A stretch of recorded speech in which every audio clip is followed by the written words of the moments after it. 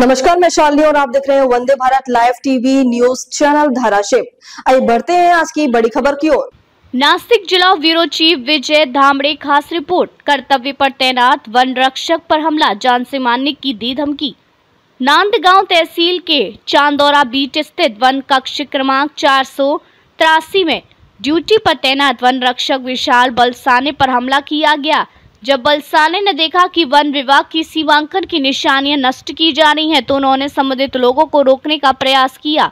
इस दौरान खंडू घोटेकर, योगेश यादव और गणेश घोटेकर नामक आरोपियों ने उन पर लात घूंसे से हमला किया, उनकी वर्दी फाड़ दी और जमीन पर गिराकर मारपीट की। आरोपियों ने धमकी दी कि हमारी अनुमति के बिना कोई भी फॉरेस्ट अधिकारी यहां काम नहीं करेगा, अगर दोबारा दिखे तो जान से मार देंगे। जान बचाकर बलसाने ने तत्काल वरिष्ठ अधिकारियों को घटना की जानकारी दी और नांदगांव पुलिस थाने में शिकायत दर्ज कराई। पुलिस ने मामला अपराध क्रमांक 244/2025 के तहत भारतीय न्याय संहिता 2023 की धाराएं 132, 115(2), 351(2), 351(3), 35 के अंतर्गत दर्ज किया है। इस प्रकरण की जांच सहायक पुलिस निरीक्षक सुनील बड़े, पुलिस निरीक्षक प्रीतम चौधरी के मार्गदर्शन में कर रहे हैं। नासिक जिला ब्यूरो चीफ विजय धामड़े।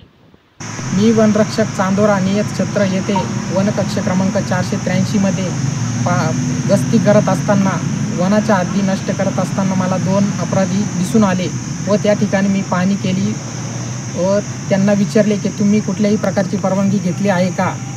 तर असे विचारले असताना आरोपी खंडू घोटेकर व योगेश जाधव यांनी मला सांगितले की आम्ही कुठल्याही प्रकारची परवानगी घेत नाही आणि आम्हाला कुठल्याही प्रकारची परवानगीची गरज नाही, आम्ही इथं आमचं बघतो, आमच्या हिशोबाने सगळं करतो असं सांगत असताना मी त्यांना म्हणलो की तुम्हाला कुठलीही परवानगी असल्याशिवाय मी हे काम करू देऊ शकत नाही। तर त्यांना मी असे सांगितल्यावरून त्यांनी मला शिवीगाळ केली व मला मारहाण केली। त्यानंतर मला खाली ओढले, माझी शर्ट फाडला, माझी वर्दी फाडली व मला मारहाण केली व शिवीगाळ केली। त्यानंतर मला जीवे मारण्याची धमकी दिली। तर या सर्व प्रकरणाचा मी वरिष्ठांच्या आदेशानुसार नांदगाव पोलीस स्टेशन येथे गुन्हा नोंद केला।